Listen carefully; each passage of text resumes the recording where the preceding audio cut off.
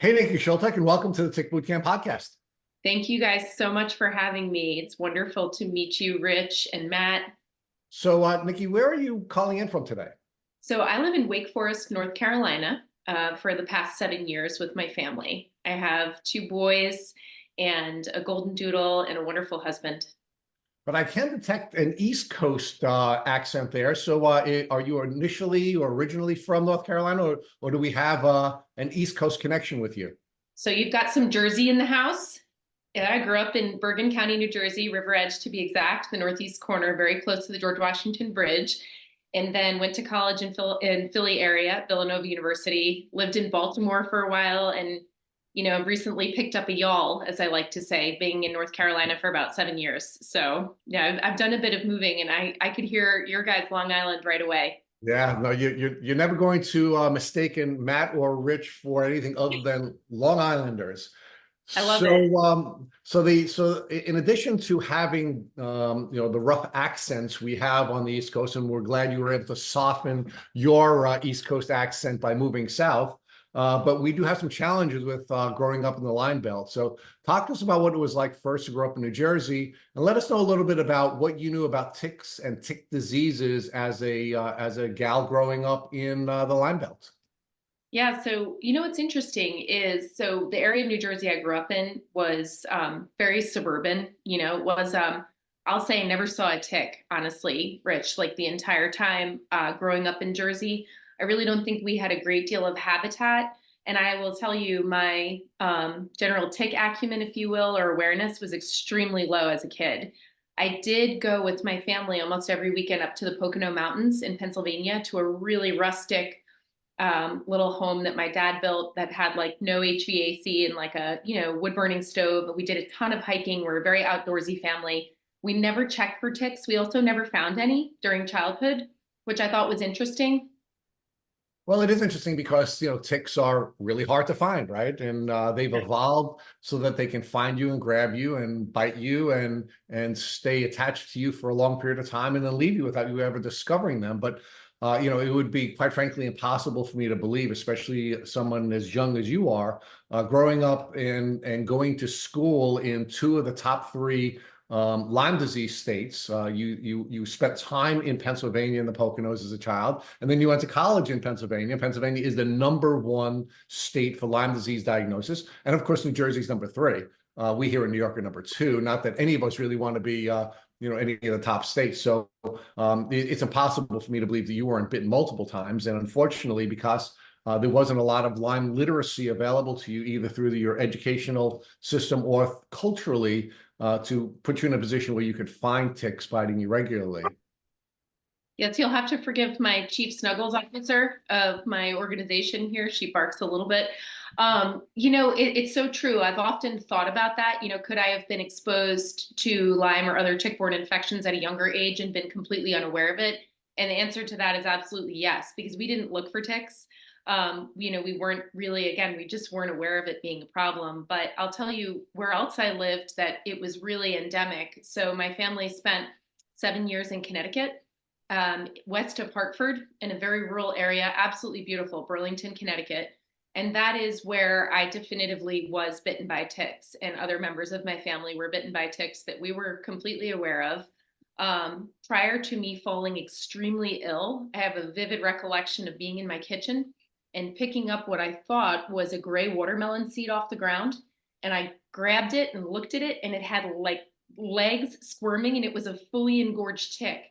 Now, at the time, I assumed that had fallen off my golden doodle. I had a big dog, and he would go out. But the thing was, we had started using, I know it's kind of controversial, but it's a Seresto collar for our dog. I will say, living in Connecticut, nothing was more effective at repelling the ticks off the dog. So when I found the super engorged tick, it didn't really add up. I was fearful that it could have bitten one of us, because typically with dogs wearing, these tick repellents or medications like that, they promptly usually die even before they bite. So yeah, that was sort of, yeah. So let's talk about the Seresto collar just for a moment. I have several companion animals in our home, and we actually use Seresto collars. And most of the challenges that at least our family and friends who are also using stressor collars to try to protect themselves and their companion animals from ticks and tick diseases, find that the smaller dogs have more challenges with stressor collars than larger dogs. And that's not uniformly. I have a friend who has a pit bull, and his pit bull had a lot of challenges when he was using the stressor collar. But we find it to be a very effective tool, and most of us find Absolutely. ourselves, especially if we have a traditional relationship with our pets. My dogs sit on me, sleep in my bed. I mean, Yeah. we find ticks on us all the time. So, stress collars are, I think, a really powerful tool if it's right for your companion animal. But Absolutely. Yeah. So we have another dog now. I mean, we had our last dog for over 12 years, till he crossed the Rainbow Bridge. And now we have our Maya here who's wearing a Seresto. None of my dogs ever got sick from it. But I think, that they're effective. And so that's why she wears it, because it reduces the capability of her to come inside with a tick and have one of us be bitten. So it is really important recognizing that, there are a number of different places where we can come in contact with ticks. 80% of the people who come in contact with ticks actually come in contact with ticks when they're in their own backyards. And those of us who have companion animals are often going to have ticks brought into the house. And that, of course, is going to be a challenge that we have to be focusing on, right? So checking regularly, in fact, every single day, is something that you have to do. And what we find is people who tick check find ticks. And for a long time, Matt has teased me on this podcast and called me the tick magnet, but I'm not a tick magnet. I grew up in a place and in a culture where we would check every single day. I grew up on Long Island. We were bitten by ticks all the time. I had a very aggressive Italian mother, and she made us check every single day before we came into the house. And we had so many ticks, both on our companion animals and on us. We actually had what I call our janky tick kit, where we had a vat of Vaseline and and tweezers and matches, so we could pull out the ticks and burn them. Again, that's not an appropriate type of tick kit, but back in the 60s and 70s, Yeah. that's what we would do, right? So Okay. Your mom was ahead of her time. she Your mom, was. Well, wow. so she was ahead of her time, but yeah, and believe it or not, we were concerned about tick bites in our community before the Lyme bacteria had been at least officially discovered. We had many people who were diagnosed with Rocky Mountain spotted fever during my childhood, and Very dangerous. that's what had us all very concerned. Of course, many of those people had Lyme disease, but we didn't know what it was back then. So tick checks were a regular part of our lives. So when Matt is calling me the tick magnet all the time, I argue to him regularly. I'm not a tick magnet. I just check every single day, actually twice a day, because I've done it my entire life. Because it's a part of my regular grooming, when I'm getting dressed for bed, when I'm getting up in the Yeah. morning and going into the shower, tick checks are something that we do regularly. And clearly, your dog is approving of my practice of tick checks, right? So let's talk a little bit about what your vision was for how you were going to serve the world when you were a child and moving into your college years. Yeah. So sorry, I had to. Chief Snuggles officer is going to go have dinner and mark the remainder of the podcast. My apologies. So you're asking about, what I had hoped to do with my life, Yeah, essentially. what What were your, I mean, what were you dreaming about? What were you hoping for in the way that you were going to serve the world? So it's funny, in sixth grade, we had in River Edge, where I grew up, Roosevelt Elementary School, they asked us for the sixth grade yearbook, which was at the time, that's when you went into middle school, what you want to do when you grow up. And I had a teacher go out on maternity leave, and this amazing teacher take her place, who had, she had been bitten by the science bug. So I had more science with Mrs. LaSaracina than, any other prior year of my schooling in elementary. And it was funny, in the yearbook, I said I was going to be a botanist because I really enjoyed learning about, plants. And that was something, obviously, that our new teacher really enjoyed too. So I think that's kind of funny. And I kind of go back to that at the earliest stage, because I've always been like a really curious person. I was like the little girl out in my yard with like a Tonka truck, digging up the onion grass and making like taking apart the onion and figuring out, okay, this smells like onions. I don't think it's, a curiosity.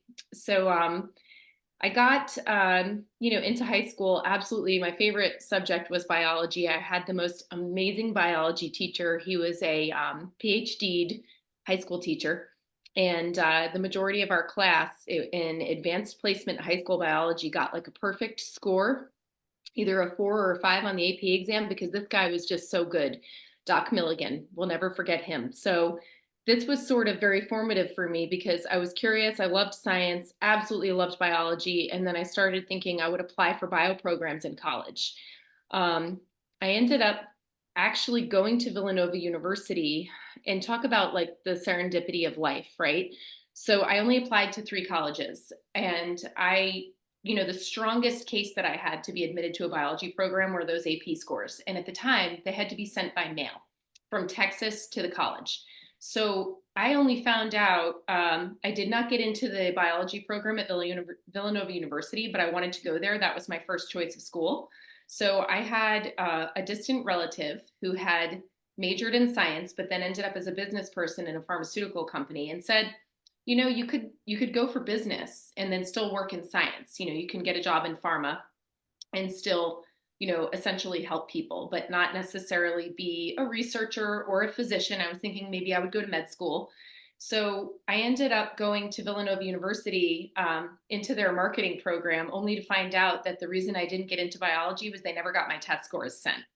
So I didn't find that out until later, when I went to go get my 8 credits that I was due from, basically acing the biology AP exam. And they said, we don't have your scores. So that's the first interesting turning point. So I studied marketing, I studied French, and I studied international business. And I have to say, I wasn't particularly taken with the business classes. Nothing really was like grabbed me the way science did. But I will say that I am so thankful that I went that route, and that I actually didn't end up going to medical school like I had thought I might initially do, because I think working in industry really gave me an economic perspective of things that I would really seriously miss out on. Being that science is the thing I love to read about, in medicine, like I could eat that up all day and every day, and I do. But the business stuff for me, I think, really, really helped me more today than if I had gone another route. Well, give us some detail on how did the business education help you with the work that you're doing now? So when I graduated from college, first of all, I met my husband that way Congratulations. at work, and he's a wonderful human being. Um, so I graduated and I went to work straight out of Villanova for Pfizer in pharmaceutical sales. And why that was important and weirdly serendipitous is that I was working in a few different product areas, but one of them was with an antibiotic for super duper drug resistant infections like MRSA, methicillin resistant staph. And that had me working with infectious disease specialists. I also launched a neuroscience product. So I had a chance to work with anti-epileptic drugs, anti-inflammatory drugs. And again, I'm kind of a geek, and I loved their training was next to none. Pfizer sends you away. We were away for like 6 weeks, taking tests every day. You had to have at least a 90 on those tests. They basically put you through miniature med school, and you take pharmacokinetics, pharmacodynamics. So being in industry taught me about the economics, but I also learned a ton about hospitals and about doctors and about the healthcare system at large, and how to navigate that system. And also to observe some of its deficiencies, right? Like a general lack of communication and integration, to attend infectious disease grand rounds, which I loved doing, and to go beyond the scope of what my drug portfolio was that I was educating on for Pfizer, and to really enjoy, learning from the doctors I was working with. So I used to go in with my orthopedic surgeons I called on, because I had a COX-2 inhibitor drugs, those drugs that were actually, some of them pulled from the market, back in the They early were causing a lot of heart issues, right, with the COX-2 inhibitors? Yeah, that was very controversial. That what was really not as publicized was that some of the over-the-counter NSAIDs, like ibuprofen, actually had many of the same issues, if not worse, when they were compared head to head. But there was, it was a very unique political landscape at that time, is what I'll say. There were a lot of patients that lost out to the loss of 2 of those drugs out of 3, because patients that had a very specific type of drug allergy, but also had arthritis, were left with very little option. So the time in pharma was interesting. after Pfizer, I ended up working for a biotechnology company called Genentech, which is just an amazing company with an incredible culture. The way they treat their employees was just stellar. And it was a real gift to be hired by them because I was really underqualified. So in that role, I had 50 hospitals under my purview, and I was working in neuroscience with their acute ischemic stroke drug, which is the clot buster that you can receive when you go to the hospital if you're having a stroke.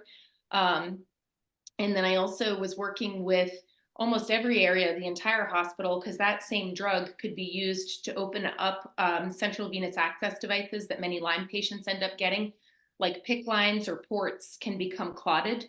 And when that happens, you increase the risk for infection, you increase the risk for emboli, also for having to have surgery to get a new line put in, which is risky. So I was responsible for educating hospitals on how to properly care for those lines. And it was a great experience because I had such a large number of hospitals and such a large portfolio under my purview. But I worked very heavily with neurologists because I was working with stroke. So I think it's, again, incredibly serendipitous as far as my life was concerned for what would happen to me later that I wasn't even aware of at the time. So there are many folks who have had bad experiences with the medical community in the Lyme world, and Yeah. many of those folks have a dim view of the contributions that are made by Big Pharma. What would Mhm. your response be to folks who have a dim view on Big Pharma, and what role do you think Big Pharma can play and should play in the Lyme disease challenge? Yeah, it's a big question, and spent a lot of time thinking about it. Right, having worked in that space, and now having worked for 6.5 years, basically in an advocacy capacity, building research collaborations, realizing that a lot of what's against us in the work we do, which is to unveil the role of chronic infections in diseases like Alzheimer's and asthma, is that economics are working against us. So the anti-infective space is flat out one of the most struggling spaces in the entire industry. And that speaks to antifungal drugs, antibiotics that kill bacteria, antiviral drugs, antiparasitic drugs. These drugs are incredibly important to humanity, but severely undervalued for a variety of reasons. And some of those reasons are the pricing of the drugs. So we don't value them the way we should. So a new company comes out with a new drug, even if it's fantastic, the market only wants to pay maybe a few $100s per dose. And if it has to be dosed twice a day, now you're talking about a big amount of cost for a hospital to buy that into their pharmacy and to start really allowing for its use. So it makes it very challenging for doctors to even write new drugs. Then you have the issue of, because of that, the lack of economic incentive for companies to actually develop these anti-infective drugs. So there's been a drastic reduction, and there have been, I think, on the order now of about 10 bankruptcies in the anti-infective space of companies that came with something so cool, that could really help a ton of people, but they can't continue marketing or promoting it or manufacturing it even because they haven't recouped the investment dollars. So that system is broken. And there are, thank goodness, really smart people that work on it. I don't know if it's enough. I do think that the pharmaceutical industry at large, and I'm speaking very broadly here, has been really focused on rare diseases because those things are extraordinarily profitable. Like if a drug can get a special status, it comes through the FDA faster, it commands a really high price. The audience for the drug is very small, but pharmaceutical companies know that they can have return on that investment if they come up with something effective, and it can help some people. The problem is your really big diseases like Alzheimer's, for example, where we've still got nothing, basically. 2 new drugs were approved targeting the plaques that form in people's brains, the amyloid beta. What a lot of people don't realize that we harp on all the time in my research group is that amyloid beta is a response to infection. So All right. the whole Let, let, field, has been geared around. So what I'm saying about the industry as a whole is, by and large, when you see drugs on the television at night, we're interfering in pathways in diseases that we don't understand how they get started in the first place. Whether this is drugs for psoriasis or for arthritis or, drugs for multiple sclerosis, Alzheimer's disease, some of these chronic conditions, we have a lot of these monoclonal antibody drugs that are intercepting a pathway which frankly could potentially be induced by something like an infection. Right. So So we're looking at the downstream pathways or symptoms, not at the causes. correct. So our group advocates for root causes. Now, I'm like an eternal optimist. So do I think that the economic challenges we face are insurmountable? They're not. So here's the thing. If companies pivot toward understanding chronic infections, there's a place where a balance can be struck between benefit to humanity and profitability.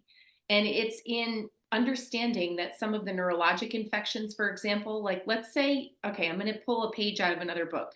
Somebody has TB, tuberculous meningitis, right? They have that's caused by mycobacterium. It's actually interesting because it's similar to some of the other microbes we study in the sense that it's a germ that likes to go inside human cells. It's really hard to kill, just like Lyme, incredibly difficult. So it is known that if somebody has TB meningitis, a central nervous system infection, they need to be treated anywhere on the order of 12, even up to 24 months. And then they still have to be monitored for relapses. They also have to be treated with multiple antibiotics because the TB becomes resistant to any one drug very quickly.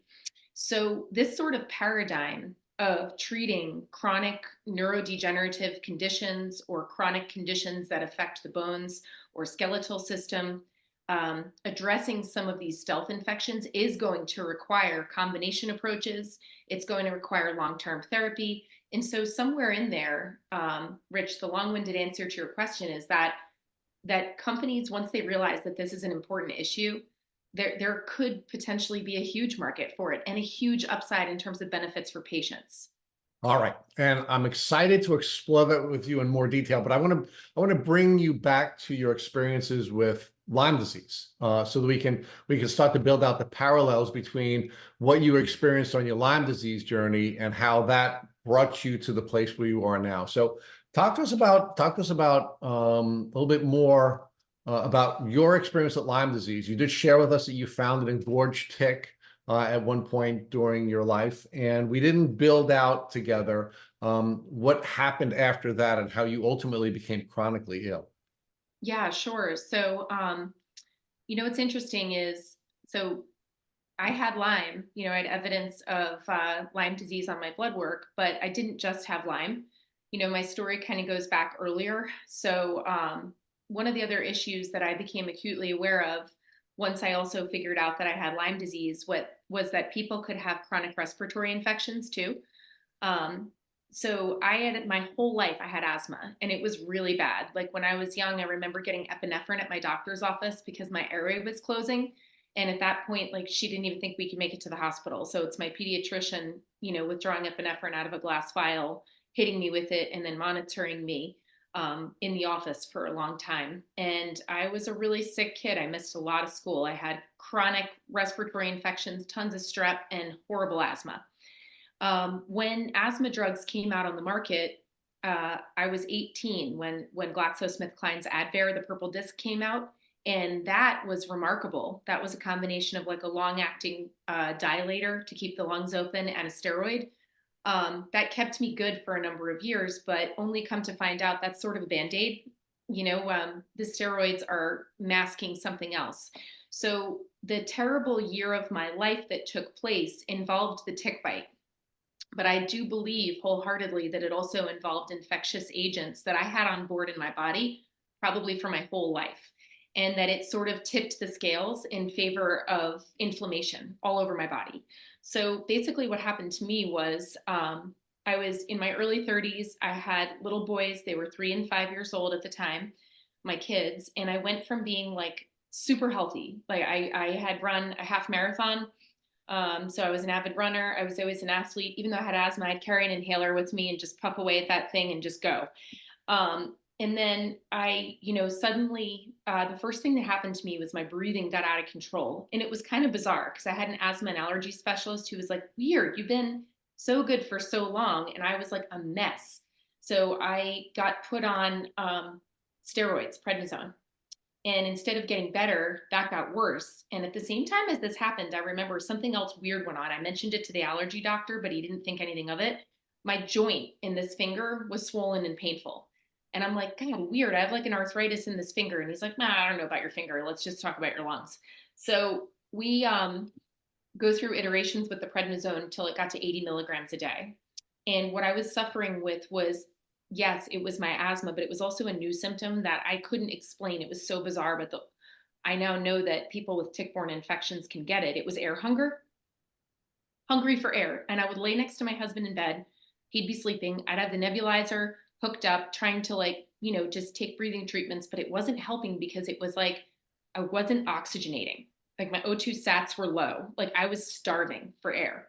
And I wouldn't wish that on anyone. I mean, so this went on for a period of 6 months. And on the 80 milligrams of prednisone, which I didn't tolerate very long, another really strange thing was happening. I was losing weight.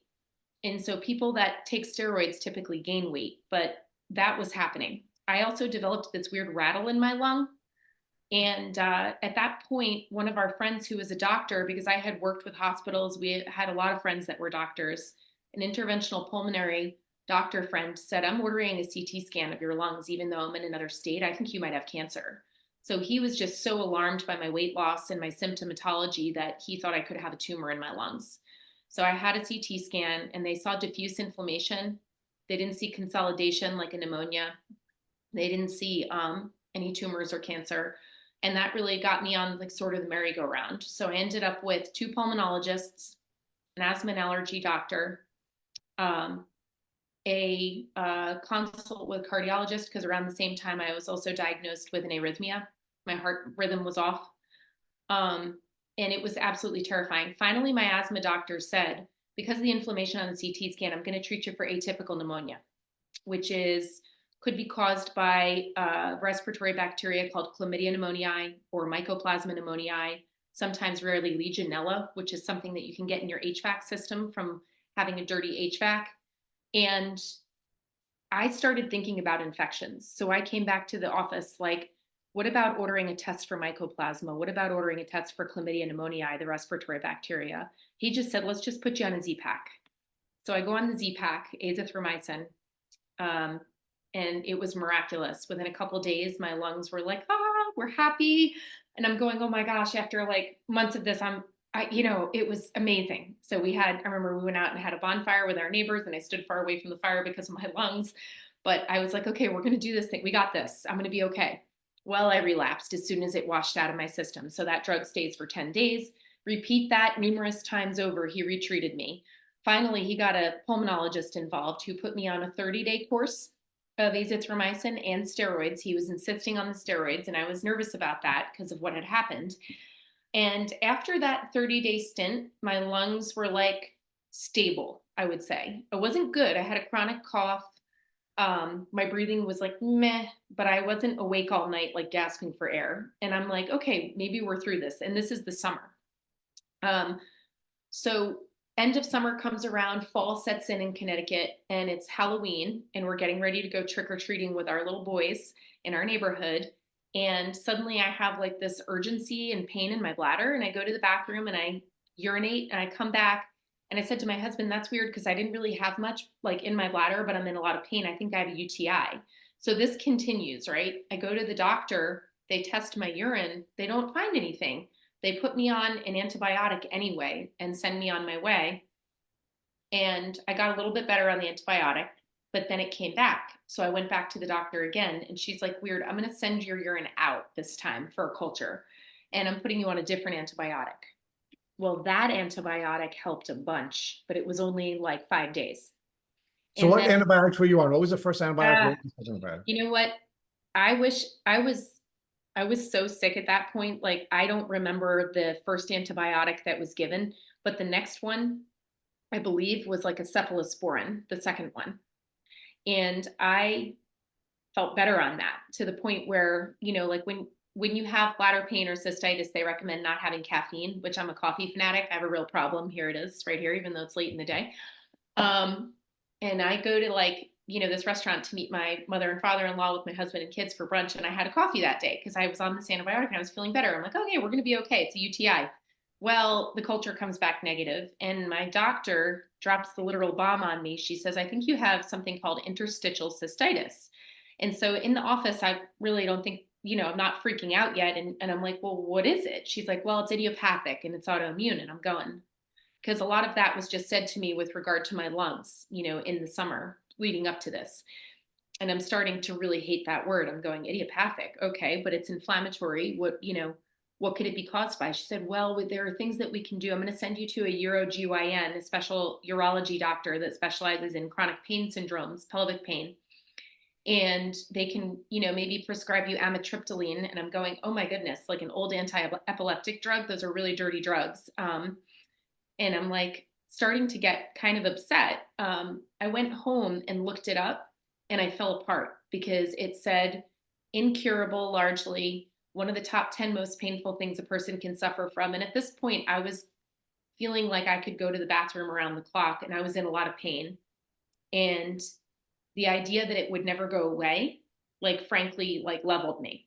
So I spent a number of days crying. And sorry, it's No, that's okay.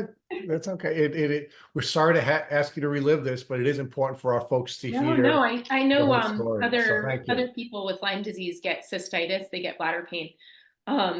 So I read about, the more I read about the disease, the worse it made me feel, that women would keep journals and men would keep journals and they might go to the bathroom 70 times a day. And then I started trying to imagine like doing life that way with little kids, like how you're not present when all you can think about is, oh, you're having trouble breathing and now, oh, your bladder's killing you. So um, I ended up at this point, once I picked myself up out of like horrible anxiety, I was like, you know what? No, this doesn't make any sense. This is idiopathic garbage. That something changed. Something is different. My joint, my lungs, now my bladder. What is causing this inflammation? So I did a Google search, and as I say, it changed the rest of my life. I looked up atypical pneumonia and interstitial cystitis, and I found a study and I found a person who changed me more in so many amazing and positive ways. And I credit my life, like saving my life, to this doctor who published this one study that popped up. And it was a small group of women out of Vanderbilt University Medical Center, led by Dr. Charles W. Stratton. He was the director of clinical microbiology, an infectious disease specialist, and a board certified internist. He had 3 board certifications. He was a global expert on a weird, stealthy intracellular bacteria called Chlamydia pneumoniae. I didn't even know about this bug. I only knew about chlamydia, the sexually transmitted disease. I didn't know it came in a lung variety.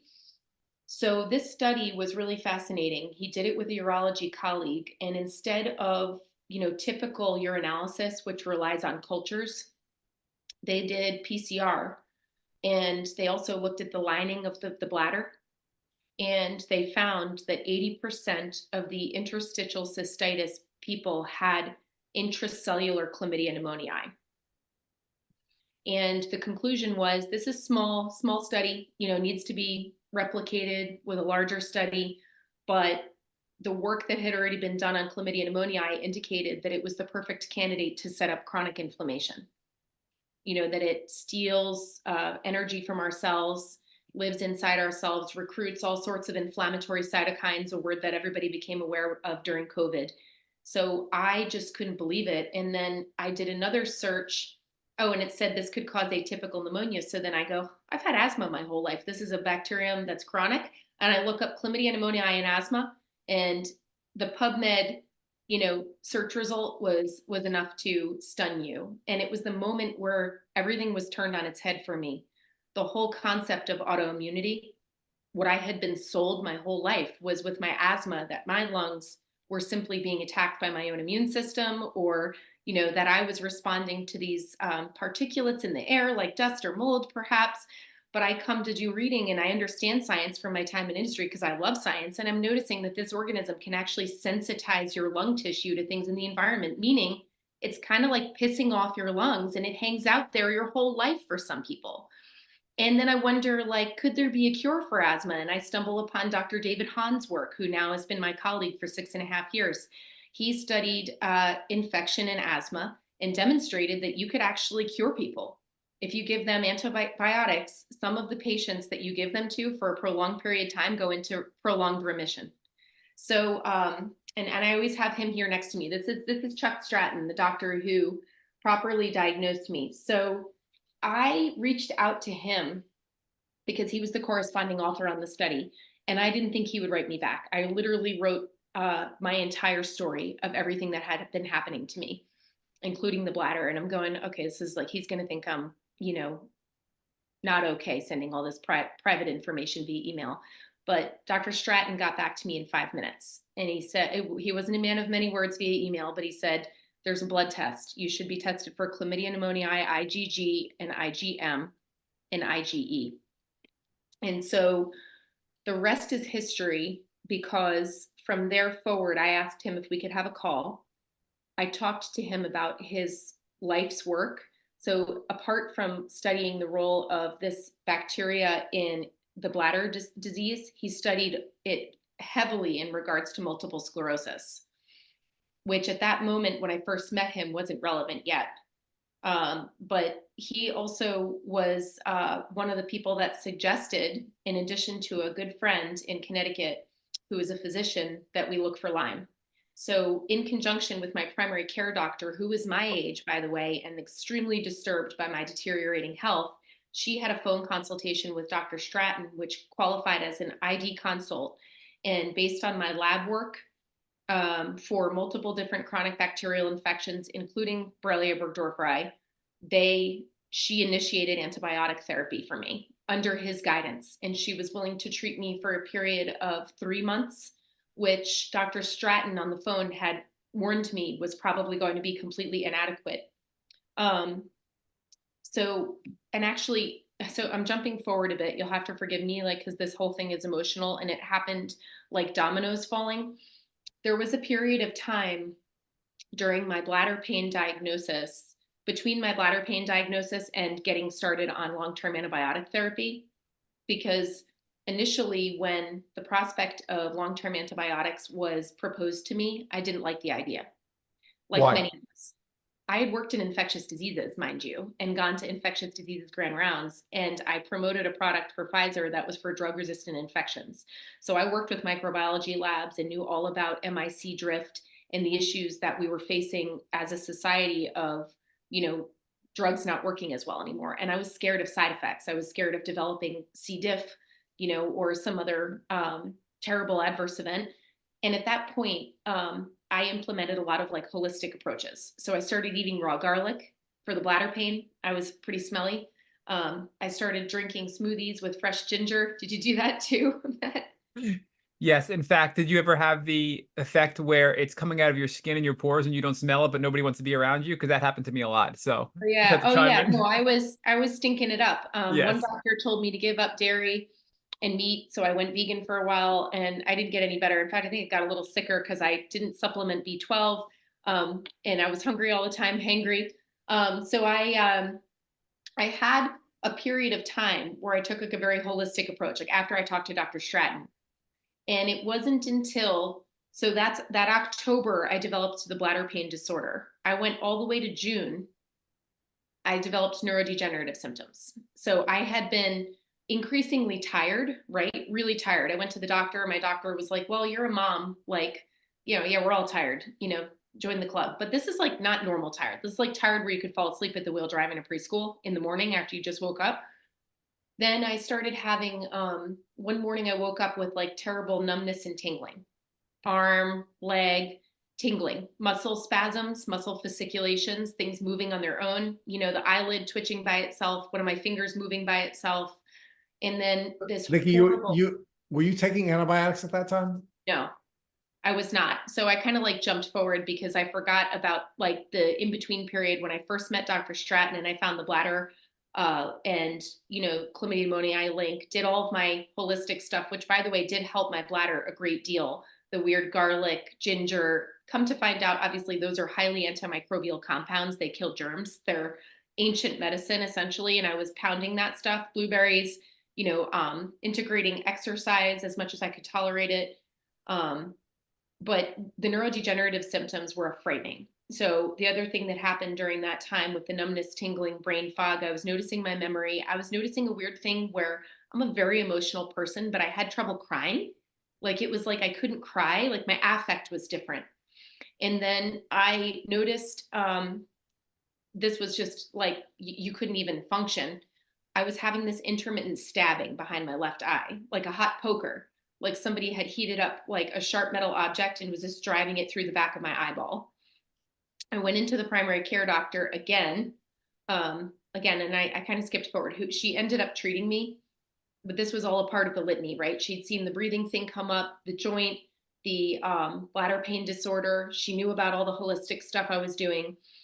And I came in with the neuro stuff, and she said, I'm worried that you could have MS, based on everything I described to her with my symptoms. So we waited for a neurology appointment. And I'll never forget it because I went to a neurologist in the state of Connecticut in Hartford, where Lyme disease gets its name. And this guy literally, I brought up Lyme disease, and he said, well, I don't know about Lyme. Yeah. That was his answer. And so he did an exam. He said, I'm not seeing anything too remarkable, but the brain MRI will tell us a lot. So he ordered a brain MRI, and I, described the feeling of waiting in the machine, like with the magnets banging, like wondering what the technician is seeing on the other side. Do I have lesions all over my brain? Am I going to progressively debilitate and not get to watch my kids grow up?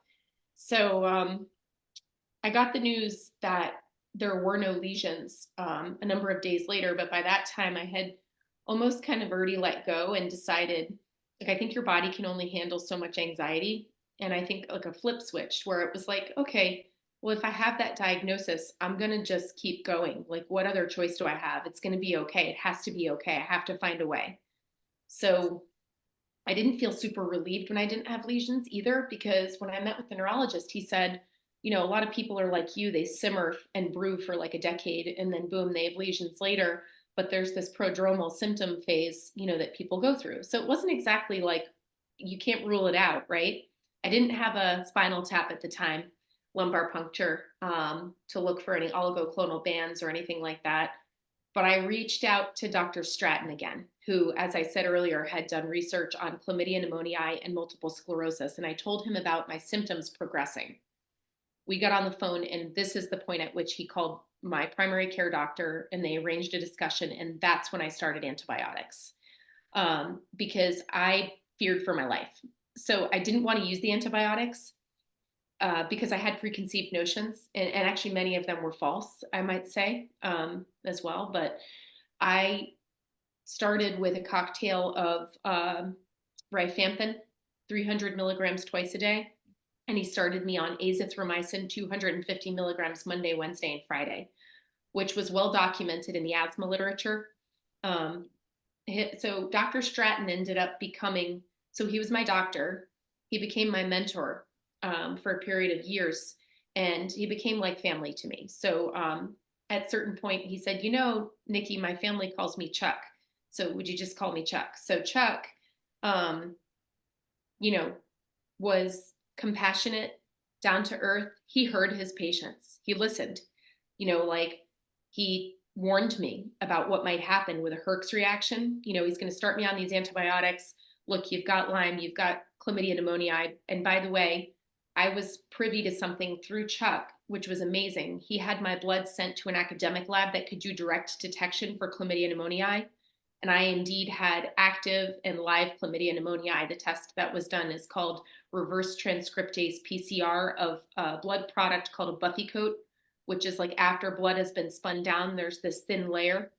That was done by one of the leading chlamydiologists in the entire world. He actually ran the test on my behalf.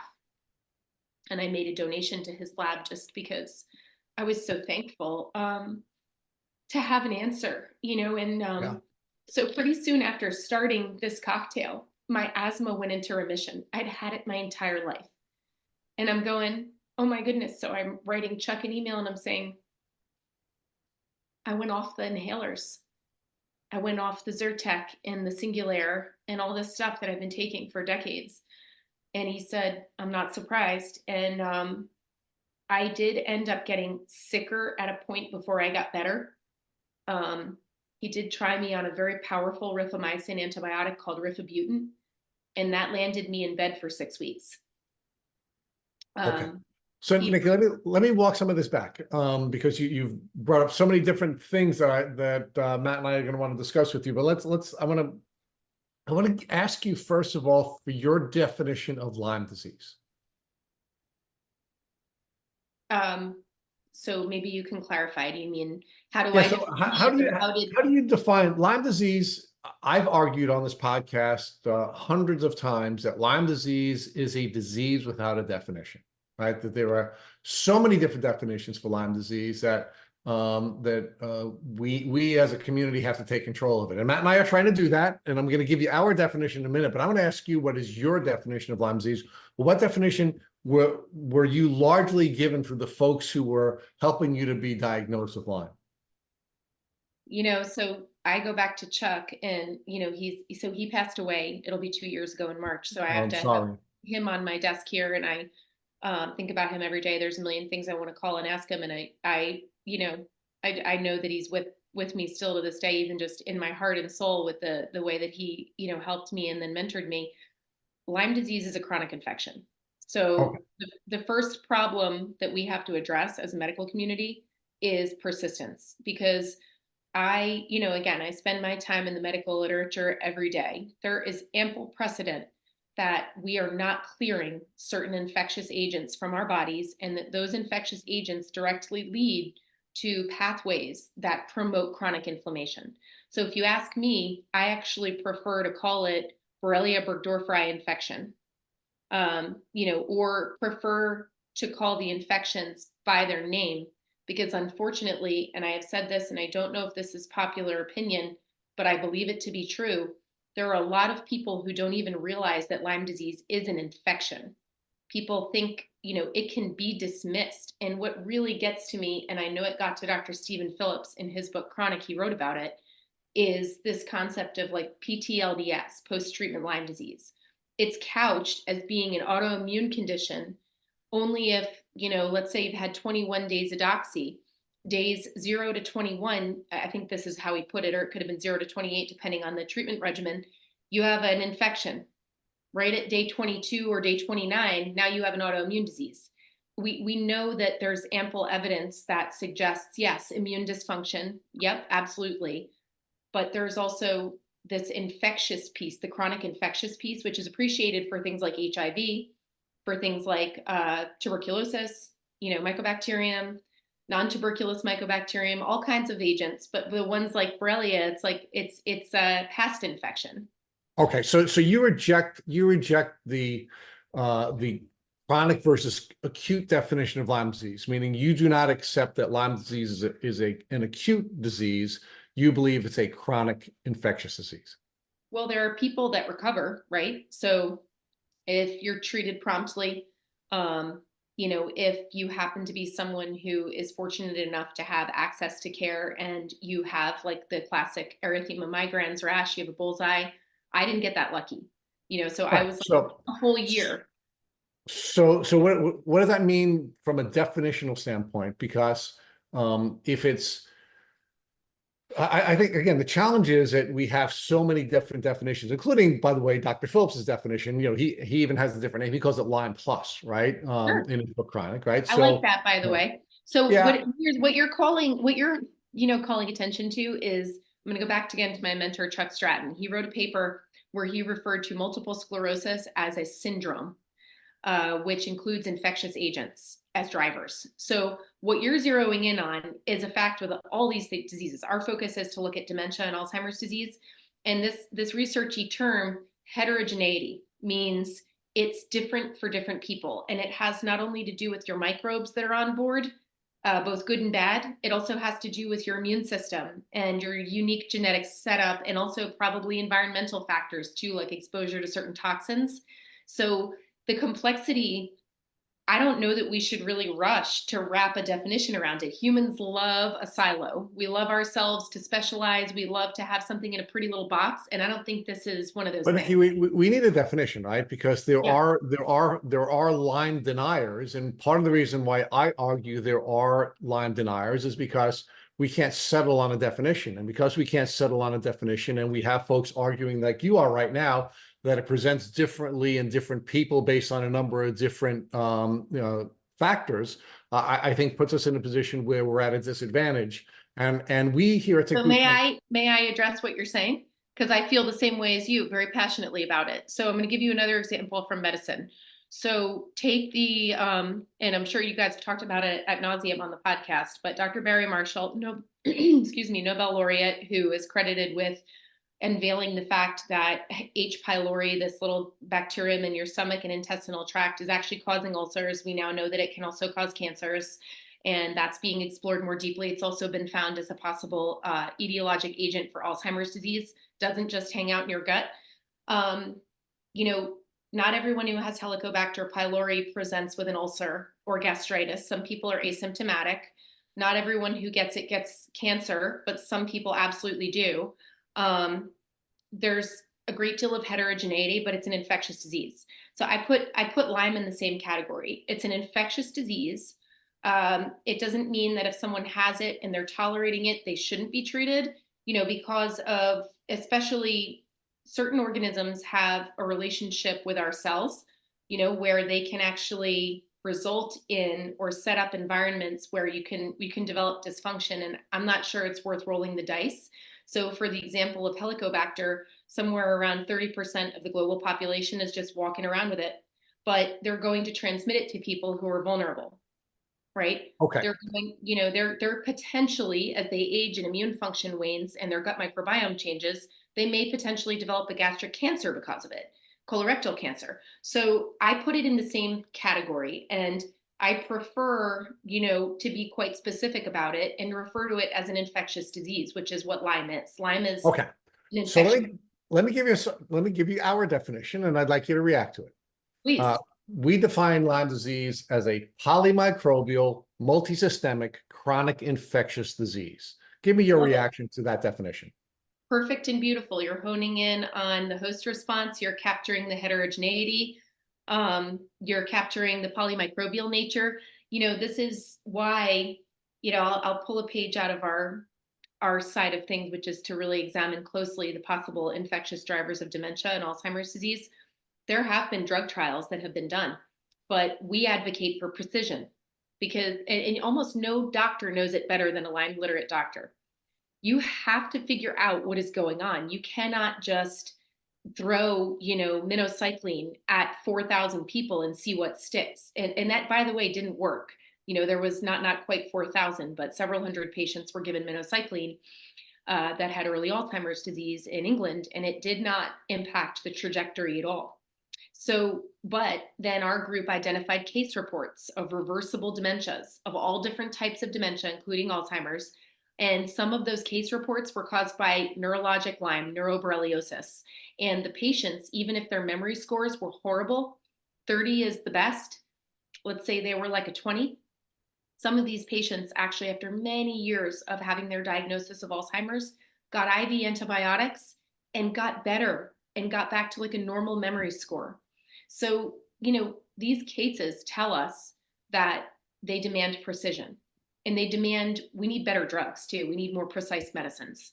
Yes. So let's revisit your journey, right? Because as you were sharing your journey with us, you were, at least in my mind, I think a perfect presentation of our definition of Lyme disease. And by the way, we get pushback from folks on this definition because what's Rich, happening. You got yelled at last week about this. Come on.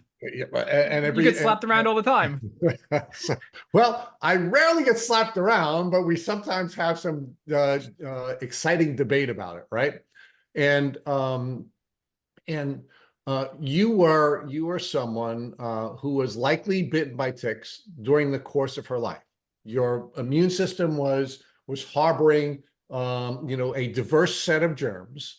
And then at some point, it was either another tick bite where many microbes are spit into you, and it was an engorged tick, so it was feeding on you for a long time. And again, it's not the feeding part of it, which sounds really gross because they're sucking our blood, but it's actually all the germs that are being spit into us of which we know that it could be as many as 200, but we only have 19 of those germs identified. And then your immune system became overwhelmed. And when your immune system became overwhelmed, what was happening was you were testing for something that may or may not have been a part of the tick bite experience, but it was certainly something that made it so that your immune system had lost homeostasis, and you were now, your body was now being damaged as a result of some microbes that your immune system had been managing before. Yeah, and I spent a lot of time thinking about that too, the possibility of there having been a tipping point, because I believe that is likely to be the case. And, there were, different factors that probably came into play. Like I also wonder for women about childbearing, where you're really taxed. And I, breastfed each of my children for 2 years apiece. They were both premature and had a lot of needs. NICU babies. So, the stress and strain on your body, just the changes that you undergo. So that's all things that like I have a deep scientific curiosity about, that if I'm being a scientist, which is what I am, I'll acknowledge that there are a lot of unknowns about a case like mine, right? So we find what we look for, right, with blood work, and you can identify this, that, or the other. But what the medical community always comes back and says is, Nikki, you don't really know for sure if the microbes that you detected in that blood work are what was driving your disease, because some people that are perfectly well have those microbes on board. And it gets back to, Koch's postulates, right, which is the methodology in science that we use to determine whether there's a causal relationship, cause and effect, right? So, what I do know about my case is that I would like to understand it better. And I would like to understand people like all of us better, because I did get better from broad spectrum antibiotic therapy for a very prolonged period of time. And what I acknowledge is that the drugs that I was given also have some other powerful effects that go beyond killing germs. Some drugs, like azithromycin, for example, they have very potent anti-inflammatory activities. And those are regarded as important in some of the diseases, like asthma, for example. Now, one thing that I go back to is, how do we answer those questions, right? And the way we answer those questions is by understanding the system as a whole and bridging the silos. And so that is why, essentially, with my research team, we have an interdisciplinary group of people asking these questions. What is happening in the host, the person that's unique? What's happening with the pathobiome, which is your collection of germs that are contributing to disease in conjunction with the immune system? And then what happens when you take away some of those things? Like, does it take away the inflammation or the byproduct of the infection? And does it also get rid of the infection? And because that's really, I think, one of the only ways to answer that question about causality. I call it the C word, like what causes a disease is always a big question. And it's a really tough scientific question. Yeah, so like one of the things that was causing me to wince as you were sharing, your journey, was you had what we typically see here during interviews, where we have doctors identifying symptoms or patients identifying symptoms for their doctors. Doctors either saying they're idiopathic, they just can't find any reason for these symptoms, Yeah. or we have doctors denying that you even have these symptoms and suggest that it's all in your head. Yeah, And I had one of those along the way.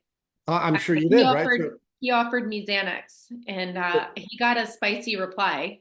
Well, I'm sure he did, right? But like one of the things that I'm wondering, just from the standpoint, from a patient's perspective, is it worse to be told that it's all in your head and that there's really nothing wrong with you and being gaslit that way? Or is it worse to have a doctor acknowledge that you have symptomology, but tell you that it's idiopathic, and that there is no way of defining what it is? I mean, first help me with that. They were Which both of those bad. two experiences are worse for you? They were equally as bad, and they equally deprived me of hope, and they made me feel that I didn't have a teammate or an advocate, which is what I would tell to anyone watching this is, your body. And there is something to be truly said for, I'm not discrediting the number of years that go into a medical education or the experience that it takes to, navigate those situations with patients where a doctor is trying to like separate emotion and also try to really tease out a story. That takes a tremendous amount of skill and pressure. But what I will say is that, one of the more memorable experiences I had along my journey was actually one of my two pulmonologists who, in looking at me, looking at my oxygen saturation, looking at the weight loss, he was really concerned about me. He said, I'm probably going to have to bronch you soon, use a bronchoscope and get a little piece of lung tissue. I don't know what the heck is going on. He said he was also around my age with some kids. And he said, he had tears in his eyes and he was like, I'm going to pray for you. And I need to step out because I'm going to go to my computer and I need to think for a few minutes while you're here. And I need to look something up. I have an idea, but can I leave you here for a minute? And honestly, that was so meaningful to me that he was willing to be so humble and say, you know what, this is like really a problem. And I'm looking at this person and she's here entrusting me with her care. And, a 15-minute appointment slot for a chronic illness patient is never going to be enough. No, So it's not. It's not. he came back in the room, and this is when I was just, my main complaint was my lungs. And before my bladder thing even happened. And he said, you might have Helicobacter because there can be this thing where it causes a reflux and then it can mess with respiratory tone. So he started thinking infection and he was barking up the right tree, but in the wrong neighborhood.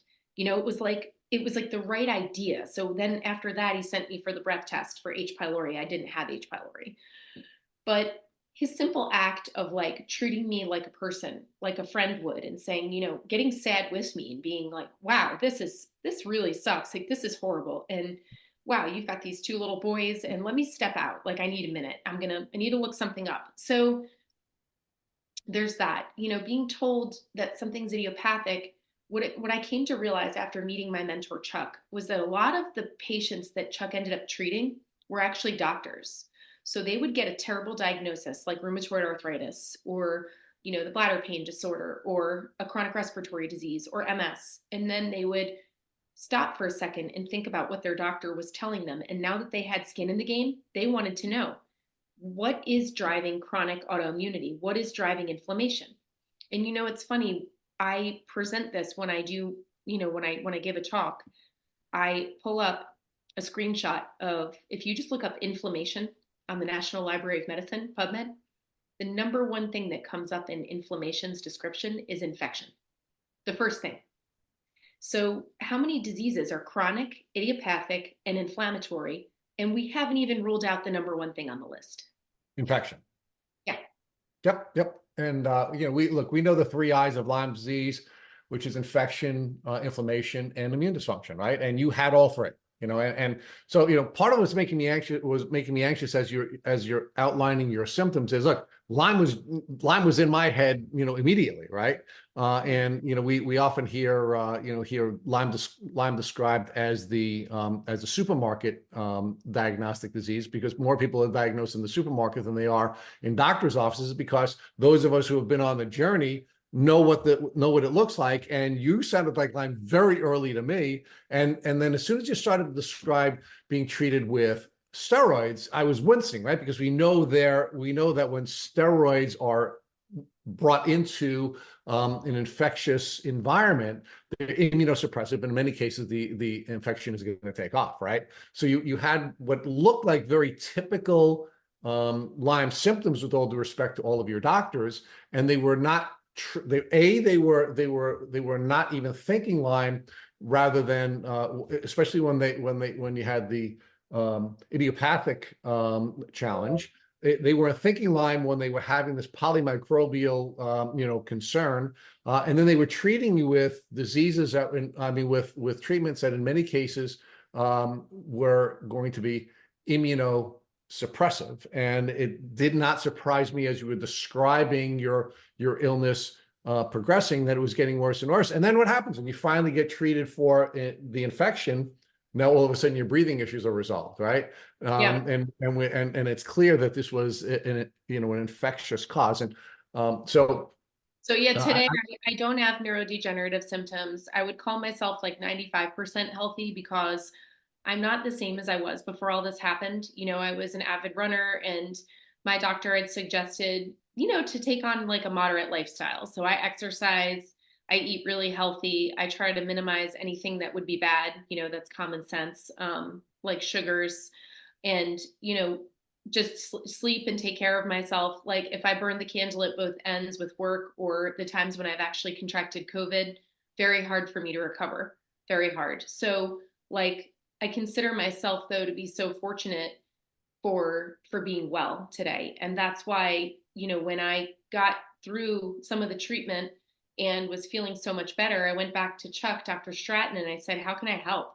And that's when I started thinking about bringing people together because in these little groups, you know, like Nikki, all over the world doing research all separate, we're like little voices, little fires that can easily be put out. But together we have such more, you know, we have a voice, you know, we're we do, strong.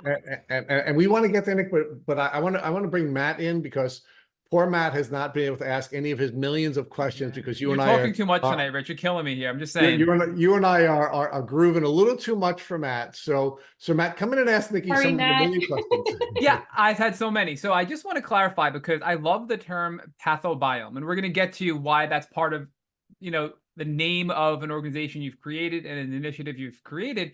But can you talk to us about the term pathobiome and why you've said it so many times throughout this podcast and how it relates to the thing we hear often, the one drug for one disease model we've heard from other people? Yeah, so the definition of pathobiome, like if you look it up, you'll see multiple definitions. The one that I like includes the host response. So, like your microbiome is your passengers, right? And we now know that there's a microbiome, like our whole body is essentially a community where other groups are hanging out. The pathobiome refers to when the community becomes deleterious with the host. You know, in other words, and sometimes I call the Lyme plus story, like Dr. Phillips refers to it as, or this polymicrobial infection, I call it organized Thank crime. you. Yeah, so organized crime, I think is a good example. It's like you got a bunch of bad guys, you know, and they may even help each other. Evidence suggests that there are activities that, you know, certain organisms engage in, like swapping DNA and protecting one another in biofilms and, you know, having these deleterious effects that can lead to various chronic diseases. And that really is the essence of the pathobiome is it's the relationship of your community of organisms that can become bad, right? That can go toward you know, being more heavily weighted in pro-inflammatory organisms, right? And maybe fewer of the good organisms, because we know they exist as well from a lot of the gut microbiome research, and more toward a state where then your body is reacting to it. So the pathobiome is sort of like looking at the side of the microbiome where the germs can become deleterious for the person that they're inhabiting. Right. So I look at it though, where the pathobiome is a huge reason why some people get sick with Lyme and some people don't. And I know there's deeper reasons, but we're all born with a microbiome. And part of that is we're born from our, you know, the microbiome from our parents. We pick up microbes when we come out at childbirth, and all of these things make up our immune system essentially, right? The microbiome is connected to our gut health, is connected to our immune health. And I think as we acquire microbes throughout our lives, we're constantly coming into contact with microbes, whether it's viruses, bacteria, parasites. Those things assimilate to our microbiome we were born with. And if they get out of balance, that's when we're more inclined to become sick in combination with our genetics, as you touched on earlier. Yeah. So the Pathobiome Initiative, and we're getting into now how you form this Alzheimer's Pathobiome Initiative, I really think is referring to how these microbes, some good, some bad, and how they're interacting in our bodies can result in certain neurodegenerative diseases like neurological Lyme. And neurological Lyme has different components we learned on our last podcast with Dr. Morales, and different ways it presents and different ultimate root causes, whether it's the bacteria in the brain or damage from the bacteria in the brain, or simply opening up the blood-brain barrier and allowing our dumb or our innate immune system to send an immune response to our brain, causing neuroencephalitis, right? So there's a lot of moving parts here. But can you kind of fold this into your research, your studies, and how you form the Alzheimer's Pathobiome Initiative, and also how Borrelia, you know, is a part of this? Sure. So my sort of answer to the question that keeps me up at night, which is like, how do I turn my bad experience into something that makes sure other people don't have to suffer, was sort of to bring people together. I'm a collaborator. I'm a bridge builder. I love science. I understand it. I read really tangentially, which I'll never stop doing. I love to read about veterinary medicine because we can learn so much from vets and about how we, diagnose and treat and even identify root causes of disease in animals can be very helpful. We decided, as a group, me and my consortium of researchers that focus on microbial infections and disease, to really zero in. We could focus on a lot of things. In fact, when I started my organization, Intracell Research Group, we sort of were thinking of cardiovascular disease and arthritis and asthma and also, brain diseases like MS and Alzheimer's. But then it became clear to me that, we needed to really focus. So we zeroed in on Alzheimer's disease because there was a great deal of evidence, credible evidence, suggesting that infections are a prominent driver for a subset of patients. We also focused on asthma because, in part, of course, my own experience with being able to have remission, but also that I wasn't alone, and other patients that were able to achieve prolonged remission clearly had, it kind of went against the idea that the macrolide antibiotic was an anti-inflammatory, because if you were really interrupting an inflammation pathway only, when you took away the drug, the patient would relapse. But if you were killing germs or you impacted something in a more permanent fashion that was actually driving the inflammation, so we zeroed in on these topics. Our Alzheimer's Pathobiome initiative is the result of me thinking about bringing together a truly like hodgepodge group, if you will. And I think it's absolutely beautiful. So what I've noticed in a lot of ways throughout my life, both in my professional career, my personal life, and then my own medical journey, is how we really love to silo things, and how silos can really prevent us from seeing the bigger picture, and especially in chronic diseases. So with our group, we have people that are expert in the immune system and immunology, infectious diseases, microbiology, traditional neurodegeneration researchers, that are looking at, traditional Alzheimer's research, and literally bringing together the different germ groups. So there have been groups that study, Lyme disease. There are groups that study herpes viruses, groups that study fungal infections, groups that study Toxoplasma gondii and other parasites, groups that have focused on polymicrobial issues. Like literally, guys, it runs the gamut. And I thought separately, they're all really easy to ignore, aren't they? They've been publishing for like 3 decades, my goodness. But together, as one voice, talking about the pathobiome, about the chronic infection story. But more than just the voice, we pressure tested one another and wrote a paper that we published in June in Alzheimer's and Dementia, which is a research roadmap. So effectively, we took all of these bright minds and literally sat down and said, okay, what are the issues? And the first thing we really zeroed in on is something that the Lyme community is super aware of, is the testing is a problem. So diagnosing an infection, in a patient, right?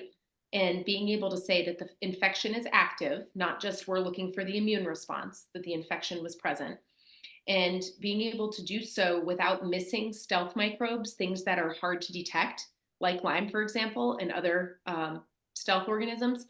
So our group is really centered around a diagnostic approach that can be utilized in patients at the first signs of cognitive decline. And, with this approach that we are working actively to devise, so we're generating preliminary data, and this is a multi-centered global collaboration. So different labs are doing different aspects of our project. We really aim to impact something larger than just dementia, because you could literally take the testing that we devise and all that we learn about identifying microbes in living patients without having to have super invasive tests done, could be applied to MS, to ALS, to psychiatric diseases like schizophrenia, to PANS and PANDAS, the pediatric syndromes that, afflict children. Literally, the value is really kind of hard to capture. So that really is the essence of our Pathobiome initiative. And then beyond developing a consensus testing approach or a panel approach, the final stage of our project is really to test it in living patients. So what we propose is that once we have a reliable test that can identify the majority of microbes on board in patients where there's evidence of infection, whether it's one bug or polymicrobial, that we would treat them in a targeted manner, very much in the same way patients that we identified in case reports of reversible dementia got treated, and see if the patients can have either, remitting of their symptoms, so improvement of memory, or even stopping progression. So that's kind of what our group has been working on of late. So just a few comments there. That PubMed study that you mentioned you dropped in June as a collaborative effort with leaders in various communities is really powerful, and we want all of our listeners to go check it out and read it and digest it. So I'm just going to share the title for keywords here for searching, and we'll drop a link into the show notes as well. But the title of that was Establishment of a Consensus Protocol to Explore the Brain Pathobiome in Patients with Mild Cognitive Impairment and Alzheimer's Disease, Research Outline and Call for Collaboration. And in fact, one of the co-authors was Dr. Edward Breitschwert, who's been on the podcast as well. He was on episode, I think, 366 of our Tick Bootcamp podcast. So the best analogy I can think of to describe what you're doing, and first of all, it's the first time we've heard of somebody doing it at this level and this magnitude. So thank you for doing this, because we haven't heard of anybody doing anything like this, which is so desperately needed. But we often criticize medical professionals for saying, hey, you're a neurologist, so if I come see you and I have neurological Lyme, you're going to say I have a seizure disorder. You're a cardiologist. You're going to say I have heart block. All of these things are related to Lyme disease, but they're seeing what they want to see in their specialty. Then you take it up a level. We're in the Lyme community, and I'm guilty of this, right? And so I'm going to kind of criticize myself here. I see certain symptoms of maybe a neurodegenerative symptom, neurological Lyme, cognitive impairment, brain fog, and I go, you have Lyme disease. You should get tested for Lyme. But it's far more than just Lyme. Lyme is one of many pathogens which contribute to neurodegenerative diseases.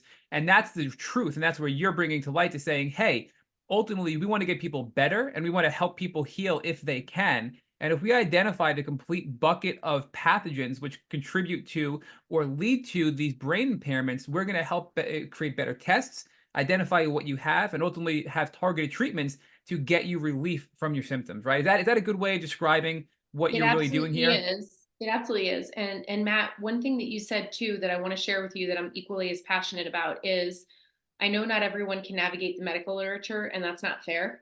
So I also wrote an op-ed piece that mirrors that call for consensus, and that was published by a great outlet by my friend Deborah Kahn, who created something called Being Patient Alzheimer's. And it's a resource for patients and their families, as well as it's become a resource for researchers where where I basically wrote a piece, about how Alzheimer's and certain dementias can be infections and why doctors should really be thinking about it so that people can understand why is this global team coming together? We're coming together because the weight of the evidence is so heavy that it can't and shouldn't be ignored anymore. So, Right. Yeah. And I just want to touch on, I mean, look, we've had some other leaders in the community share what you're saying. And I love that you're saying it's not just Alzheimer's, it's dementia, it's ALS, it's psychological conditions. And we had Dr. Leo Shea III from New York City, who is a Lyme literate psychiatrist who is a member of ILADS, come on and say, what's that? Psychologist. A psychologist, thank you. So he came on and said that he believes every mental health condition has an underlying pathogenic root cause. And that's kind of what you're saying, right? So he's doing it in the mental health world, and he's a member of ILADS, contributing with other people. And we've had, I mean, if I go back and look at every guest we've had on this podcast, I can't tell you how many of them were misdiagnosed with multiple sclerosis, ALS, Alzheimer's, dementia, you name it. I mean, all these things that you're now finding have an underlying, pathogen root cause. Never mind are they misdiagnosis, but they're also being driven by the bacteria, which is causing the real root cause of that, right? yeah, so this is interesting. So one thing that, could come up in any community is, oh, well, if you have amyloid plaques, right, on a scan and you have an Alzheimer's diagnosis, but then you get better from treatment for neuroborreliosis or for Cryptococcus neoformans, which is a fungal infection, then you didn't have Alzheimer in the first place. You had a different disease. Now, I really don't care to argue with the community. I don't care about that. I just want to know who are the patients that are walking around right now with a treatable infection. And that Yes. is what was eerie to me. So Matt, like with this paper that I co-led with my colleague, brilliant colleague, Dr. Richard Lathe at the University of Edinburgh in Scotland, I was under my purview was to literally scour the medical literature for these cases where people had an infection was the driver of their dementia. And mind you, for the audience, dementia is the umbrella, Alzheimer's is under the umbrella. And then there are other forms of dementia like frontotemporal dementia, vascular dementia, Parkinsonism, etc. So Alzheimer's dementia is the most common form of dementia. The thing that we found was so startling with these case reports, and they were plentiful, and I'm sure I missed some just based on how vast the world of PubMed is. I tried to use as many search terms and query terms as I could. But the thing that was crazy was these case reports written by these authors, the conclusion was the same nearly every time, regardless of what they found, which was infections should be on the radar for the clinician in patients with new onset cognitive impairment. So it was like these case reports are a call to their fellow clinicians to say, dude, think about infection. Like it's a possibility it could be there. So we know like syphilis, the sexually transmitted disease, can cause a neurologic infection and cause syphilitic dementia. And one thing that's really striking is I'm going to reference Dr. Judith McClossy's work, brilliant Lyme researcher and neuropathologist, who spoke at an event and said, literally, you cannot, from a neuropathological standpoint, when you examine a brain after someone passes away, you cannot distinguish an Alzheimer brain from a neuroborreliosis brain or a neurologic syphilis brain. So to me, whether something gets a label of Alzheimer's disease or in the future, our group demonstrates something that they want to rename entirely called infectious dementia, I don't care. I just want to know who these patients are and who we can help. Because as of right now, honestly, Matt, no one's even testing. So you'd only get tested if you got lucky. If you had a doctor that said, they were curious for one reason or the other. But let's talk about that because, I'll focus on just the Borrelia or the Lyme trigger for dementia and cognitive decline diseases. I can tell you, I saw countless neurologists, and most people on this podcast have seen many neurologists, and it's super rare. If I have to say, I can't even remember one patient story of almost 500 podcast interviews where somebody has said to us, my neurologist diagnosed me because my symptoms were indicative of Lyme. Never mind, my neurologist said, hey, I'm having neurological symptoms, but there can be an underlying pathogen root cause. We should investigate and test for Lyme or some other disease. And that's really startling to think that doctors aren't even thinking to test for pathogenic root causes to neurological diseases, right? I mean, that's the part that's really frustrating on my end. Yeah, I know. It's super frustrating for me too. And you're absolutely right. So the article that I wrote, which is more digestible to the general public than our medical publication, the one that I was referencing before, also gets into this. So what I suggest, which again might sound controversial, but I don't think it is. I think it's actually in line with doing no harm, is think about it in the differential diagnosis. So somebody comes in, asking questions, are you a cat owner? Do you have, pets? Do you work on a farm? Do you hike? Tell me a little bit about your life. Get a little bit of background history, can go a long way in terms of zeroing in on things to look for.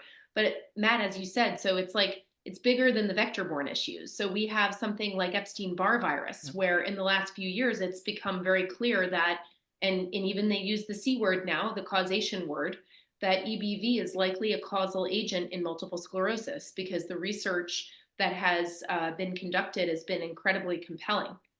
This military database study that was published out of Harvard effectively pointed out that, individuals in this military database, if they didn't get EBV, they didn't get multiple sclerosis. And the strength of the association was unbelievably powerful, and it was a very large data set. So we have issues like when you mentioned before the polymicrobial piece. So let's say somebody has, Epstein-Barr virus on board and they're not like tipping on the side of, chronic inflammation or illness as yet, but then they encounter, Borrelia burgdorferi from a tick bite or Bartonella or, some other infectious agent that they get, or even COVID, which then tips the scales into myalgic encephalopathy or chronic fatigue syndrome, one of these terrible syndromes that but it's these debilitating long-term chronic illnesses. And I think the hard thing is a lot of what you're referring to, Lyme included and others, right, like Epstein-Barr virus, are they're low-grade infections. And what I mean by that is, and many people have them and they're healthy and they have a strong immune system and they can live asymptomatic lifestyles until something happens down the road. They get older, they're immune compromised, whatever it may be. So to think that something like Lyme or EBV can result in MS sounds so wild when so many people are walking around with EBV and Lyme and are asymptomatic or have mild symptoms and get treated pretty quickly without any issues, right? So I think we need to make that clear. And I think COVID did a really good job for that, because some people had COVID, got over pretty quickly. Some people got COVID and had long COVID and suffered greatly. And I think that highlighted this sort of opposite effect of some people getting over a disease quickly and some people becoming chronically ill and debilitated because of it. So do you think that's a contributing factor as to why people are having a hard time processing that these minor things can result in such strong, debilitating neurological conditions? I think we need to normalize the fact that this is really indeed the essence of a lot of infectious diseases, even ones that can cause horrible stuff. So the number of people that are walking around with, mycobacterium, tuberculosis, you can have it and not have like meningitis. You know what I mean? So it's really and even people can be harboring methicillin-resistant Staph aureus, MRSA, but they're colonized with it because they're hospital workers. It's living in their nasal cavity, but they don't have abscesses and sores and they're not dying from it. But arguably, of course, a lot of people are dying from it. So it's the same paradigm over and over. It's like the ulcers example too. So we need to kind of come away from, which is why there are modified Koch's postulates. The infectious diseases kind of, as we learned about them microbiologically, we realized that our own postulates were outdated. Like that in every case of a disease, that the microbe may not always produce the same disease. And, that there are many cases in which the infection is clinically not apparent. And even in that case could be considered a colonization. So I think we have ample examples, but it's about arming patients to have that language and know, okay, we know about infections that are stealth, that people can have, that they're not sick from them, doesn't mean that I'm not sick from this. It's a separating the two ideas. Yeah. So the other part of this is if you can just give us some data, right? So when it comes to directly correlating these pathogens, and I'll focus on Lyme because that's what our podcast is about. And I can cite some examples, between Dr. Alan McDonald, between Dr. Ava Shapi, they've done comprehensive studies. Ava Shapi talked about specifically most recently Lyme and breast cancer, but we'll focus on Dr. Alan McDonald, who's partnered with Ava Shapi, and saying that they are, evaluating these patients that have neurodegenerative diseases, and in all the brains they've autopsied, they found Borrelia in all of them, right? So they're not only making these assumptions, they're finding that when they're looking at dementia patients' brains post-mortem, the bacteria is there, and they're citing that this is a constant and a consistent finding they're having. So can you give us some more examples like that prove not only Lyme but other pathogens are in the brains or in the bodies of people that are suffering from various dementia-like conditions? Yeah, so I'll tell you about like the state of the research basically with germs, including Lyme and neurodegeneration. So the scientific community has tried to address this issue of causality a variety of ways. As you just mentioned, there are post-mortem studies, meaning after someone passes away, they donate their brain and other tissues. Scientists examine those and identify different germs using a lot of different techniques, and a lot of different germs have been identified. Many of them I mentioned today, including Borrelia, Lyme. Now, other spirochetes. So Lyme's a spirochete, right? You can get them in your mouth too, and they can cause periodontal disease. So you can also have those types of spirochetes in brain tissue.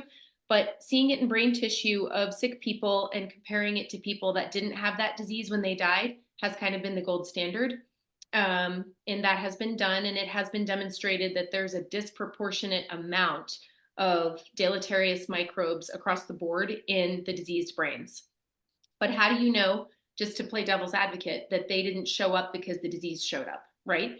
So then scientists have taken another tack, because we can't do experiments like this on a person. They're not done. Animal models have been done. So animals have been infected with organisms that have been found in brains of patients that are deceased, mostly mouse models. And the mice have demonstrated Alzheimer's-like pathology. So this has been done with an interesting methodology. So the nose to brain is a route of entry that is quite important because microbes can exploit that juncture. There's actually an area that's kind of deficient in the brain's protective layer, the blood-brain barrier. And due to the proximity of the entorhinal cortex, which is like the top of the nose brain interface, this has been an area that has been, strongly suspected of possibly being a problem. So scientists took a respiratory bacterium that I was talking about earlier, Chlamydia pneumoniae, and actually injected it up the noses of mice, and then did so in a manner of like certain number of the organism and then larger numbers for some of the mice and a really large number. And in a load dependent fashion, like in other words, the more of the germs they got, they developed more severe evidence of Alzheimer's-like pathology, demonstrating that germs can indeed travel from the nose to the brain in the animal model and induce pathology like you'd see in a human. But then let's play devil's advocate. That's not a person, right? So it's not completely applicable.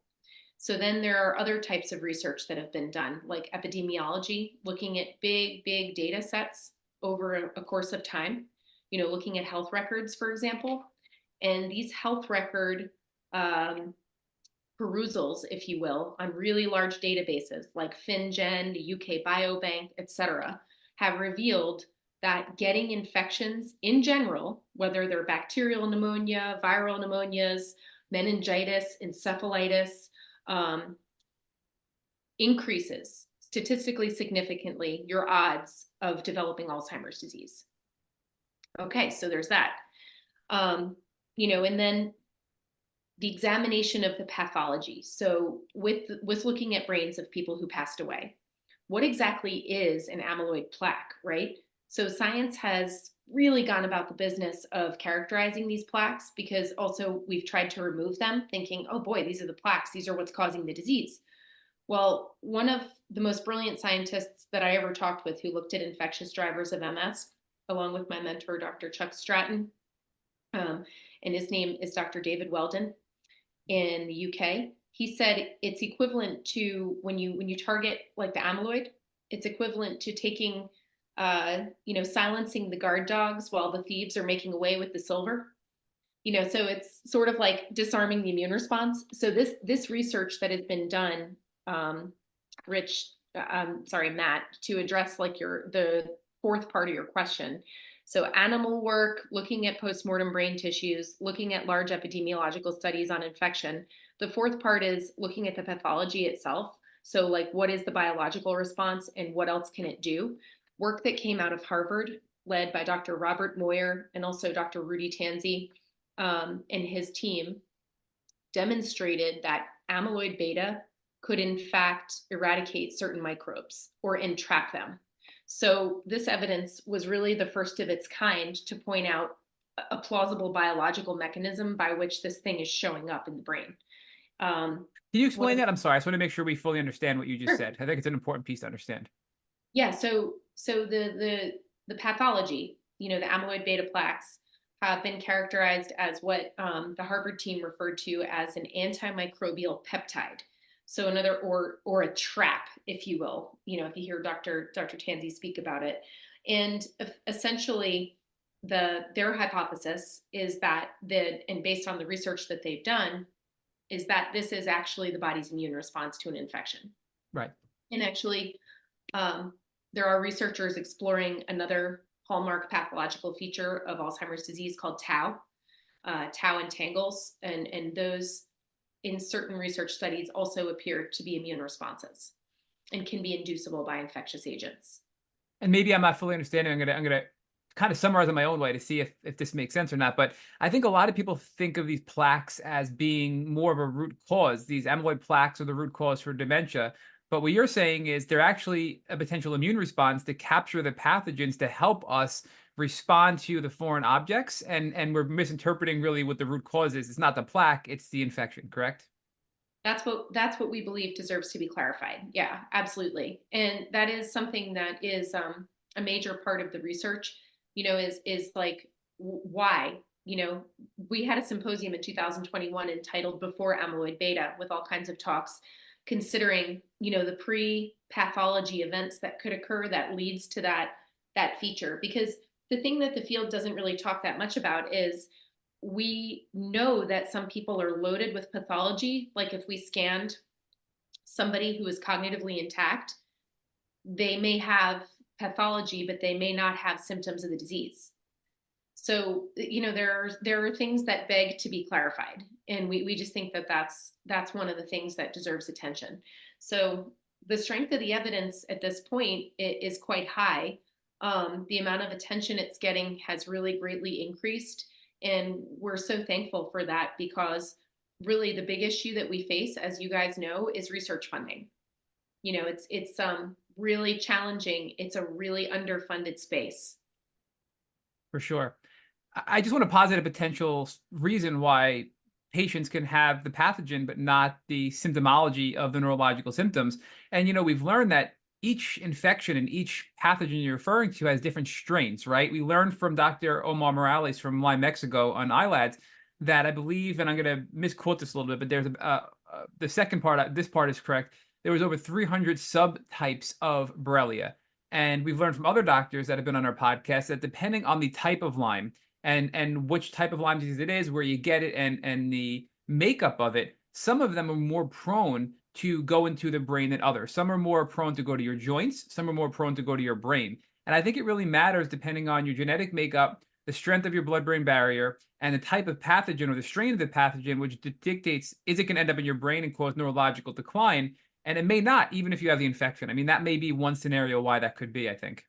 But True. Matt, And then yeah, go ahead. Sorry. don't you think there could be another piece, Nikki? Because I think what you're bringing to us that no one else has brought to us before is this whole discussion about the pathobiome, right? Matt didn't Yes. bring that piece in, right? Because maybe we really are just a bag of bugs.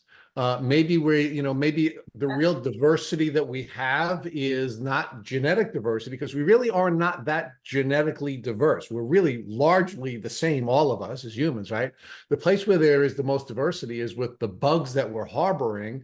And it's really when these bugs get out of balance that we ultimately find ourselves, developing the disease pathways. And although Matt gave a nice outline of some of the potential challenges, maybe it's really just as the bag of bugs, we get out of balance. So one other thing I want to mention that I forgot to mention, which is a major pillar of evidence for the microbe hypothesis of Alzheimer's, is that the genetic predisposition piece. So you guys are probably familiar with the Alzheimer's gene, as it's called, ApoE4. So research has also been done on that particular trait in relation to the infection story. And it has been observed that ApoE4, so fascinating. Okay, back up a little bit in human evolution. This one of the biggest determinants of our survival over thousands and thousands of years is Millions of years. pressure, right? Right, exactly. So like selective pressure, right? The pressure from microbes that would infect us and wipe us out, depending on where we were residing in the world, that might be different. So why is ApoE4 conserved, if you will? So like, why are there still people walking around with two of these copies if it's, such a bad thing and you're going to have a much greater chance of developing Alzheimer's in your lifetime? Almost a guarantee by the time you get to your ripe old age, and it can also strike young. Well, work has been done demonstrating that ApoE4 might be protective against certain things like malaria, but is indeed leaving us more vulnerable to other infections such as herpes viruses and chlamydia pneumoniae, the organism that can travel from nose to brain. Work has been done demonstrating that people with two copies of ApoE4 are also a better host to HIV and to certain infectious agents. So, what we're really talking about here, and Rich, I think you're hitting the nail on the head with your comment, is there is a certain degree of complexity, particularly in the sort of organisms that we harbor. But then because of our relationship with the organisms over many millions of years, we could be more or less vulnerable to certain ones. And another interesting thing from research that comes out is sort of like people that get certain diseases may almost never get another disease. And so it's sort of like with every genetic trait, there's a flip side of the coin as to why it's still here, if that makes sense. Yeah, no, it makes perfect sense, right? Because we are adaptive beings, and as a result of being adaptive, we're going to hold on to certain traits because they served us during certain periods of our evolutionary period. And you're right, because because we all have come together from a diverse set of historical experiences. In some cases, we're going to have traits that are going to serve us better than other times. But in the end, we're still a bag of bugs. And if we stay in homeostasis, we're more likely to be healthy. And if we do not stay in homeostasis, if our immune system is not going to be able to manage, these bugs, then we're going to find ourselves in a difficult place, right? Because a lot of what you're talking about, we've heard from Dr. Bill Rawls, right? And one of Dr. Bill Rawls's theories is the pot boiling over theory, right? And what Dr. Rawls is essentially arguing is that the pot boils over and that's when we get sick. So it may be boiling and boiling and boiling, and we're managing and managing, and then it boils over, and now we find ourselves in in a tough spot, right? And I do think we really need to spend a lot more time focusing on I love the pathobiome element of the name of your organization, because I think that's really getting to the heart of the place where we need to do more research, and I think we're probably going to make the greatest number of gains moving forward, because of the the management of our and again, I guess it's not just our microbiome, because we're all bugs, right? I mean, it's really who we are, and we have to make our peace with that and find a way of staying in balance and understanding how, in some ways, our adaptive traits will serve us, and in some ways our adaptive traits will not serve us, and identifying that connection between our pathobiome and our adaptive traits. Absolutely right. And then I didn't really talk about the good guys, but it's become really clear that certain organisms in our gut, may be very, very beneficial to us in forming some of these early immune responses from the time we're a baby. And one thing I didn't mention that I believe it deserves attention is environmental exposures. Some of the toxins that we're consuming in the foods that we eat and how those impact microbial diversity. I had the chance to hear Dr. Marty Blazer speak, who's a big gut microbiome expert up at Infectious Disease Week this past fall. And, it was truly enlightening as to the flip side of the coin, which is, the reduction in diversity of some important microbes that may actually help mitigate the effects of inflammation. And there really does seem to be like a gut-brain axis, which really brings to mind another thing, which is that the body's one whole system, right? Which is another reason we can't be so siloed, especially when it comes to these complex multi-system diseases. Nikki, I have one more question I want to ask you about on this topic. Dr. Rawls argued to us there's no such thing as a good bug. No matter what bug you have in you, they're all going to be competing with you for resources. And ultimately, what's going to happen is they're going to eat you when your immune system stops functioning. All the bugs are going to eat you, which is why your body ultimately breaks down when you die. So is there really a distinction between a good bug and a bad bug, or is really the key just keeping all of the bugs in balance and recognizing that it's really balance that's going to lead us to be healthy, and a lack of balance that's going to cause us to lose our health, or is there something else? Truth be told, I don't think we know the answer to that yet. You know what I mean? I get what Dr. Rawls is saying. I had a coffee with him a few years ago because he lives here in my state. And I love talking to Bill. Really enjoyed learning from him. I think he makes a good point. And it's kind of concordant with what my mentor, Chuck, who I keep pointing to because his picture's over here. What Chuck would say was, he wasn't a big fan of the microbiome, being so beneficial. He kind of was he said the horse left the barn without enough data yet. There are all these companies selling these probiotics, and there have been documented GI infections and things from their over the counter, which are not regulated by anyone, where you can even overpopulate and establish too large of a population of something considered to be a commensal or healthy microbe. But the research that's coming out, on certain species in a certain level of abundance is really fascinating to me as a scientist, and begs the question of like, okay, if we have these guys on board as a part of the community, do they help keep a balance? Are they, because we're going to get bugs on board, right? So back to Bill's point, which is like, the moment we're here, we're infused with organisms from, and even before we're here, from our mother. And you are home to bugs, and you can't be completely sterile, because that's, there's no way to have that happen and to live a normal life. So, you have to, I guess, understand the balance. And, but the thing that I think really remains to be answered is like, what is that balance? And it's likely not to be the same for everyone. So that's where I think we need to do more work. Yeah, no, I agree with you, and I think it is the place where folks in the Lyme community need to focus, right? We don't really spend a lot of time testing our guts. We don't spend a lot of time trying to identify, what bugs may or may not be impacting, our health.